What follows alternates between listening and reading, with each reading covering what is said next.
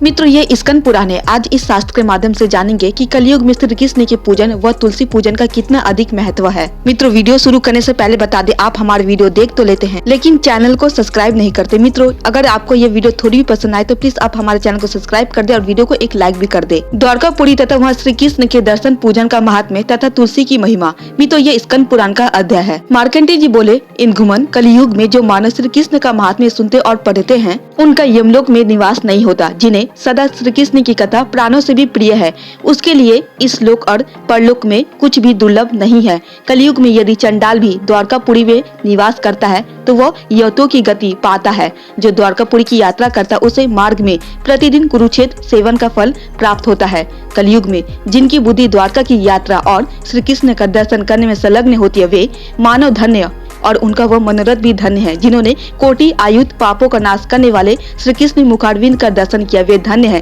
कृतकृत्य है, वंदनीय और संपूर्ण लोगों को पवित्र करने वाले। जो मानव श्री कृष्ण के मस्तक पर दूध से स्नान कराते हैं उन्हें 100 अश्वमेघ यज्ञों का पुण्य प्राप्त होता है। जो मनुष्य निष्काम भाव से श्री कृष्ण को स्नान कराता है वह मोक्ष पाता है। जो स्नान से भीगे हुए श्री कृष्ण विग्रह को वस्त्र से पोंछता है उसका जन्म भर का पाप नष्ट हो जाता है। जो जगदीश्वर श्री कृष्ण को स्नान कराकर उन्हें फूलों की माला पहनाता है, जो उनके स्नान काल में शंख बजाता है अथवा सहस्त्रनामों का पाठ करता है, उसे एक एक अक्षर पर कपिला गौ के दान का फल प्राप्त होता है। गीता, गजेंद्र मोक्ष, भीष्म स्तवराज तथा महिषों द्वारा रचित अन्य सूत्रों के पाठ का भी यही फल है। भगवान उसके समीप आते और उनकी संपूर्ण कामनाएं पूर्ण करते हैं। जो श्री कृष्ण के स्नान काल में नृत्य और गान करता है, ताली बजाता और जय जयकार करता है, वह योनि यंत्र से निकलने की, जन्म लेने की पीड़ा से छुटकारा पा लेता है। जो मानव कलयुग में श्री कृष्ण के गुणों का वर्णन करता है वो पितरों सहित वैकुंठ धाम में निवास करता है। जो भांति भांति के कोमल वस्त्रों से पूजा करके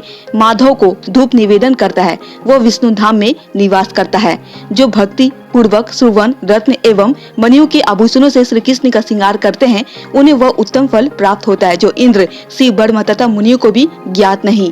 जो मानव कोमल तुलसी दलों से और शुद्ध वस्त्रों से देवकी नंदन श्री कृष्ण की पूजा करता है उसे यज्ञकर्ताओं, दानवीरों, तीर्थ सेवियों, मातृ भक्तों तथा वेद रहित द्वादशी तिथि को भगवान विष्णु की आगे जागरण, नित्य गान और वैष्णव शास्त्र का पाठ करने वाले भक्तों को प्राप्त होने वाला फल मिलता है। तुलसी माला से पूजित होकर रुक्मिणी वल्लभ श्री कृष्ण पूर्वक सभी फल प्रदान करते हैं। जैसे लक्ष्मी भगवान विष्णु को प्रिय है उसी प्रकार उनसे भी अधिक तुलसी उन्हें प्रिय है। कलयुग में जहाँ कहीं भी तुलसी की माला से भगवान विष्णु का पूजन होता है वहाँ द्वारका का संग्राम पुण्य प्राप्त होता है।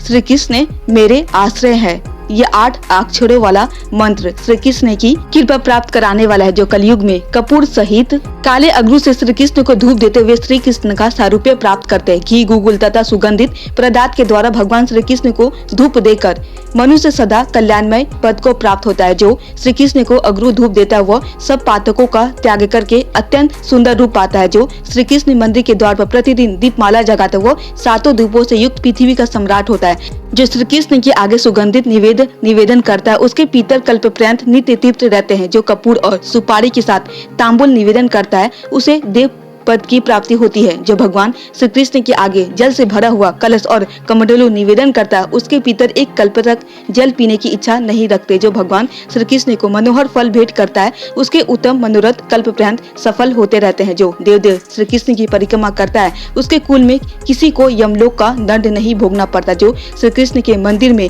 सुंदर पुष्प मंडप बनाता है वह कोटि कोटि पुष्पक विमानों द्वारा दिव्य लोक में कीड़ा करता है। जो श्वेत चमर की हवा देकर श्री कृष्ण को प्रसन्न करता है, देवसर श्री कृष्ण उसके मस्तक को अपने मुंह से चूमते हैं। जो श्री कृष्ण के मंदिर को केले के खंभों से सुशोभित करता है उसका स्वागत देवराज स्वयं करते हैं। जो मनुष्य श्री कृष्ण मंदिर को ध्वजा पताकाओं से सजाता है वह सदा सूर्यलोक में निवास करता है। जो श्री कृष्ण मंदिर के ऊपर ध्वजारोपण करता है उसका ब्रह्मलोक में निवास होता है। जो देव श्री कृष्ण के आंगन को स्वास्तिकों से विभूषित करता है वो तीनों लोकों में कीड़ा करता है। जो मानव शंख में जल लेकर भगवान श्री कृष्ण के ऊपर घुमाता है, वह पूरे कल्प भर क्षीर सागर में भगवान विष्णु के समीप निवास करता है। जो विष्णु सहस्त्र नाम का अथवा अन्य स्तोत्रों का पाठ करते हुए भगवान श्री कृष्ण की परिक्रमा करता है, उसे पग पग पर सातों द्वीपों वाली पृथ्वी की परिक्रमा का पुण्य प्राप्त होता है। जो उन्हें साष्टांग प्रणाम करता है, उसे 10,000 अश्वमेघ यज्ञों का फल प्राप्त होता है। जो मीठे स्वर वाले उत्तम गीतों से भगवान श्री कृष्ण को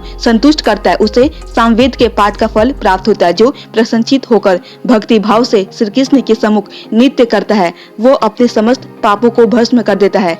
जो श्री कृष्ण के समीप आकर भक्ति भाव से स्वास्थ्य वाचन कराता है, उसे एक एक अक्षर में 100 कपिला दान का पुण्य मिलता है। जो ऋग्वेद, यजुर्वेद और सामवेद की वाणी से श्री कृष्ण को संतुष्ट करते हैं, उन्हें ब्रह्मलोक का निवास प्राप्त होता है। जो योगी पुरुष श्री कृष्ण के समीप योग शास्त्र और वेदांत का पाठ करते हुए सूर्यमंडल को भेद कर भगवान विष्णु के धाम में जाते हैं। श्रीमद् भागवत गीता, विष्णु सहस्त्रनाम, भीष्म स्तोत्र, राज, अनु स्मृति और गजेंद्र मोक्ष, ये पांचों स्त्रोत श्री कृष्ण को अत्यंत दुर्लभ प्रतीत होते, बहुत प्रिय लगते हैं। श्री कृष्ण के समीप जो श्रीमद् भागवत का पाठ करता है, वो योगियों के साथ क्रीड़ा करता है। जो वहाँ रामायण, महाभारत और पुराणों का पाठ करता है, उसे मोक्ष प्राप्त होता है। जो गोमती के जल में स्नान करके पवित्र हो श्री कृष्ण के मुखारविंद का दर्शन करते हैं, उनके दर्शन से 100 वर्षों का पातक नष्ट हो जाता है। संसार में वे मनुष्य धन्य है जो कलयुग में द्वारकापुरी जाकर गोमती और समुद्र के संगम में देवताओं और पितरों का तर्पण करते हैं। मित्रों, आप अपने जीवन काल में एक बार द्वारकापुरी का दर्शन अवश्य करके आए, और यदि आप घर में ही रहते हैं तो आप श्री कृष्ण की इसी भांति पूजन अर्चन किया करें।